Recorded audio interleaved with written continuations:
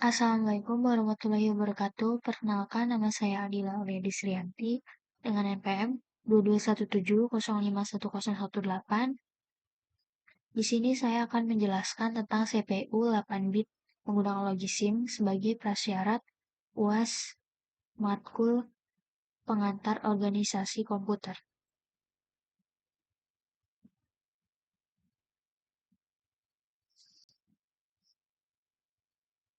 Pertama-tama, di sini saya akan menjelaskan struktur dan fungsi CPU. Di sini ada control unit, bertanggung jawab untuk mengatur urutan eksekusi instruksi dan mengontrol operasi keseluruhan CPU. Lalu program counter, register khusus yang menyimpan alamat memori instruksi saat ini yang sedang dieksekusi. Lalu ada decoder. Decoder bertugas menguraikan kode instruksi biner menjadi sinyal-sinyal kendali yang diperlukan untuk melaksanakan instruksi tersebut. Lalu ada instruction, merupakan kode biner yang memberikan perintah kepada CPU untuk melakukan operasi tertentu seperti penjumlahan, pengurangan, pemindahan data, dan lain-lain. Lalu ada register, tempat penyimpanan kecil di dalam CPU yang digunakan untuk menyimpan data, sementara alamat memori atau hasil perhitungan. Lalu ada ALU. ALU adalah komponen yang bertanggung jawab untuk melakukan operasi aritmatika dan operasi logika. Lalu ada ROM. Maaf, sebelumnya ada control bus. Ini merupakan jalur komunikasi yang menghubungkan komponen CPU dan memungkinkan pengiriman sinyal kendali antara komponen-komponen. Lalu ada ROM. ROM adalah jenis memori non-volatile yang menyimpan program dan data yang tidak dapat diubah. Lalu ada RAM. Jenis memori tempat penyimpanan yang digunakan untuk menyimpan program yang sedang dieksekusi dan data yang sedang diproses oleh CPU. Lalu ada disk, merupakan perangkat penyimpanan non-volatile yang digunakan untuk menyimpan program, data, dan file-file pada komputer.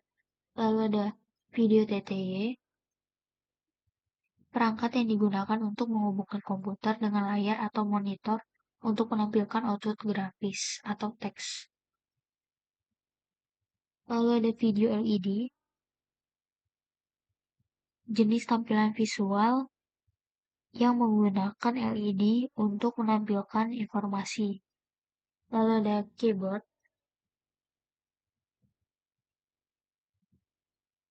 perangkat input yang digunakan untuk memasukkan data atau perintah ke dalam komputer. Lalu ada set instruksi, yaitu ada add, sub, and, or, not, and or, XOR, store, load, move, dan yang terakhir ada input-output.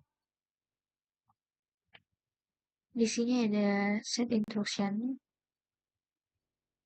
Pertama-tama itu ada yang CLR atau clear RAM, ini untuk membersihkan RAM.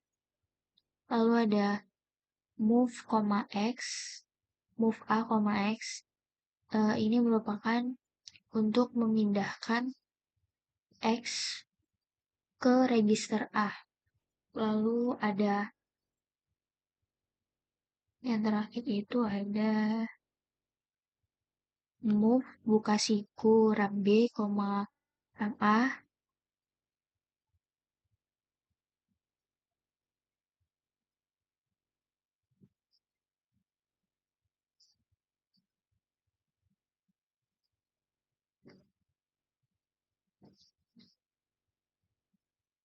Jadi ini memindahkan memori satu ke memori lainnya.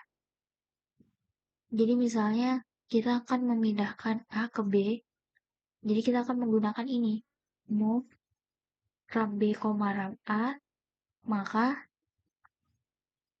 akan memindahkan alamat A ke alamat B. Lalu kita akan kembali ke penjelasan tadi.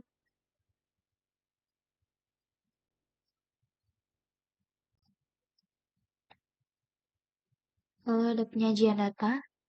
Data dari CPU akan disajikan dalam bentuk heksadesimal, kemudian akan ditampilkan oleh LED control. Lalu ada teknik pengalamatan menggunakan direct addressing pada CPU 8 bit dalam Logisim melibatkan penggunaan register khusus yang menyimpan alamat memori yang akan diakses secara langsung. Algoritma dasarnya, siapkan register khusus, misalnya MAR atau Memory Address Register. Lalu instruksi load akan mengambil data dari alamat memori yang disimpan dalam register MAR.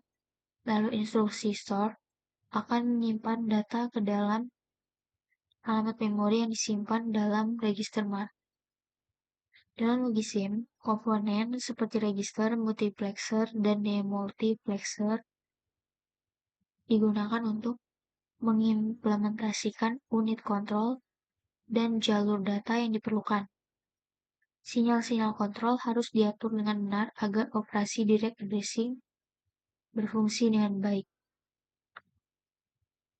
Lalu pengorganisasian memori. Memori pada CPU ini diorganisir menggunakan ROM, disk, dan RAM. Media tersebut menggunakan tipe alamat 16 bit untuk menyimpan data 8 bit. Lalu ada bus system. Bus system bekerja sebagai penghubung antara komponen yang ada dalam CPU dengan cara mengalirkan atau mengirim data dari memori untuk ditampilkan di LED dan juga untuk diproses CPU. Yang pertama ada RAM, 2 ROM, 3 LED, 4 CPU, yang kelima ada input-output keyboard. Lalu ada input-output. Input berasal dari keyboard dan juga memori, yang mana input keyboard berupa masukan dari user, sedangkan input dari memori, khususnya disk, berupa data yang akan diolah maupun ditampilkan. Lalu sistem operasi digunakan untuk mengelola data serta melakukan manajemen terhadap memori dan mengatur jalannya operasi seperti aritmatika dan logika yang dilakukan oleh CPU.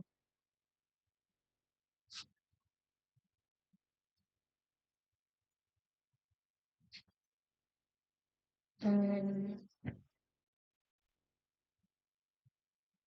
sebenarnya kita akan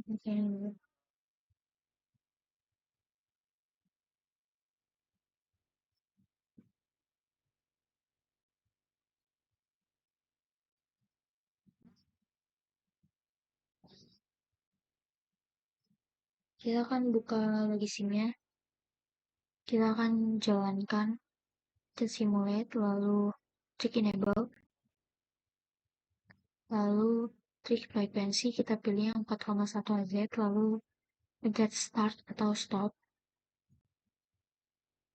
Sebelum akan memulai, di sini saya akan menjelaskan sedikit tentang CPU 8 bit ini. Cara kerjanya, pertama-tama itu ada di sini keyboard controller. Jadi ini akan mengirim inputan ke CPU, lalu dari CPU diteruskan ke RAM, di mana di RAM inputan diterjemahkan dalam bentuk kode biner, lalu akan dikembalikan lagi ke CPU, lalu diteruskan lagi ke ROM. Di dalam ROM terjadi input dan output yang berulang. Berikut adalah input-output berulang tersebut pada kotak hitam ini contohnya. Setelah itu, ROM akan kembali ke CPU lagi, lalu akan ke disk. Di sini akan ditentukan letak data yang diterima di layar LED dan video TTY. Kita akan mencoba perintah nomor 1, yaitu menggunakan text editor. Untuk text editor, kita akan pilih opsi nomor 4.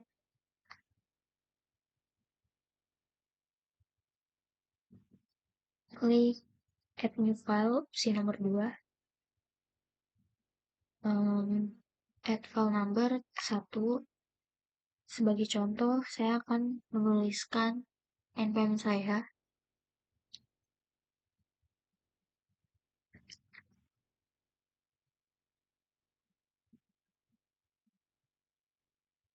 Apa nih?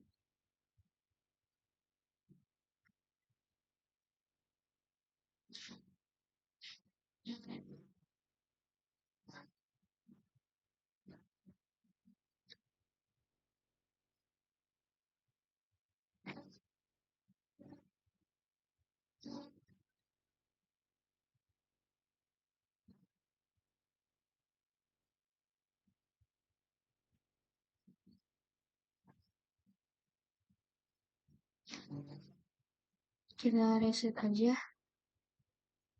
Pertama ini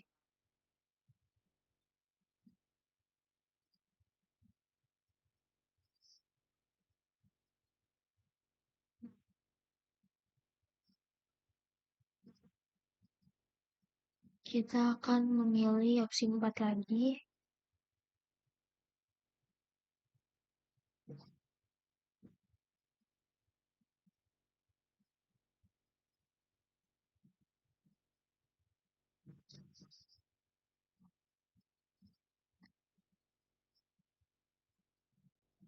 Kita buka ulang aja lagi SIM-nya.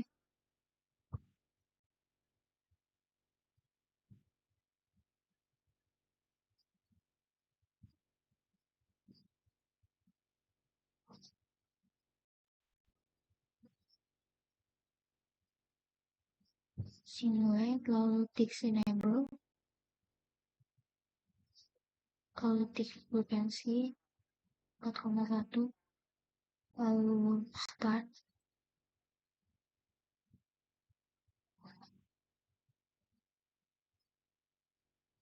Kita akan melakukan perintah pertama, yaitu menggunakan text editor.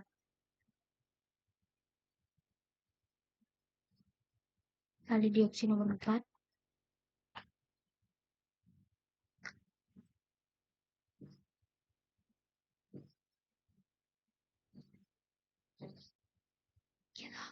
Kita akan pilih opsi nomor 2, yaitu add new file.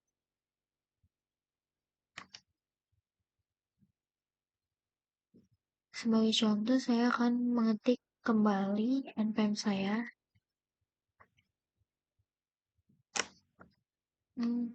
Karena ada angka 0, jadi dia balik.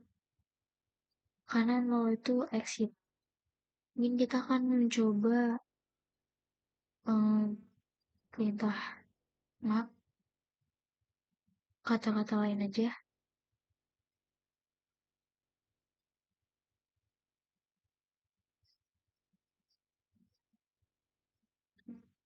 Opsi nomor 4.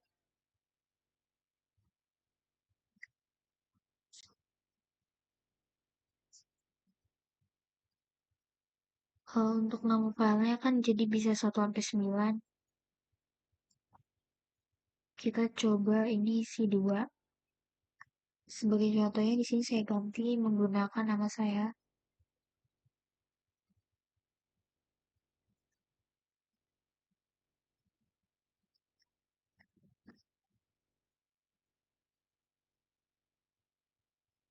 Setelah selesai, kita pencet 0 untuk exit. Kita akan lihat file tadi di opsi nomor 1. Karena file yang tadi itu number filenya 2, jadi kita tulis 2. Oke, udah. Kita exit lagi.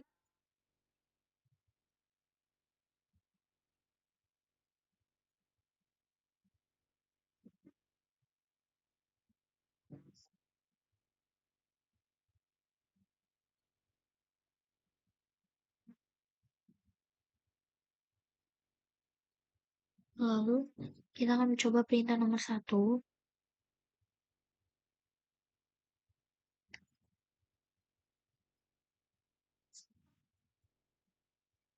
Di sini perintahnya diminta menuliskan 4 digit terakhir npm. Untuk npm saya yaitu 2217051018 jadi 1018. Oke, resultnya keluar.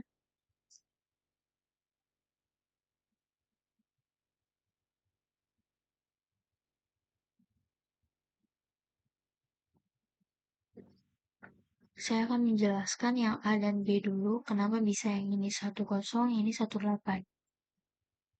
Jadi ini yang 00 anggap 0 semua, karena karena kalau 0 dia pasti 0 semua.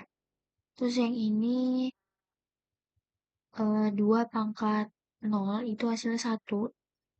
Yang ini 0 semua lagi, jadi karena ini 1, jadi 10. Oke, benar. Lalu yang B, di sini 0, 0 semua. Kenapa ini bisa 8? Karena ini 2 0, 2 pangkat 0, yang ini 2 pangkat 1, 2 pangkat 2, 2 pangkat 3. Jadi 2 pangkat 3 itu 2 pangkat 3 itu 8, makanya di sini 8. Lalu yang ini 1, sama kayak yang atas, makanya hasilnya 1. Lalu ini untuk yang gerbangnya N, kita buka ini. Untuk yang N itu misalnya 0 sama 0. 0, ya jadi ini udah benar ya, 0 ketemu 0, jadi hasilnya 0. 0 sama 1, 0 juga. Jadi benar sini hasilnya 0. Lalu 1 ketemu 1, 1. Benar ini 1. 0 ketemu 0 lagi, 0. Jadi sama kayak tadi. Ininya 0, ininya 1. Jadi 1, 0. Lalu ini yang OR. Ininya 0, 0, 0. Jadi yang 0 ketemu 0 itu 0. Iya benar. 0 sama 1, 1. Jadi ini 1, benar. Yang ini kayak tadi 1, 1, 1, 0, 0, 0. Jadi ini karena di sini satu yang di sini jadi 8, yang ini 1 jadi 18. Lalu ini XOR. Ini 8, yang ini 0. Jadi benar 08 karena 2 pangkat 3 itu 8, yang ini 0 semua jadi 0. Jadinya 08. Lalu yang OR, di sini kenapa bisa E7? Itu karena 2 pangkat 1, 2 pangkat 0, itu 1, 2 pangkat 2, 4, 5, ditambahin jadi 2. Jadi 2 tambah 4, maaf, salah. 2 tambah 1, 3. Lalu ini ada 2 pangkat 2, 4. Jadi 4 tambah 3 tadi 7. Makanya di sini 7. Lalu yang di sini 0. Ini 2 pangkat 1, 2. Ini 2 pangkat 2, 4. 2 pangkat 3, 8. Jadi ditambahin yang ini 2 tambah 4, 6, 14. Karena yang hasilnya lebih dari 9 itu menggunakan huruf. Jadi 14 itu pakai huruf E. Jadi di sini hasilnya E7. Jadi semuanya terbukti benar. Sekian penjelasan dari saya. Saya akhiri. Wassalamualaikum warahmatullahi wabarakatuh.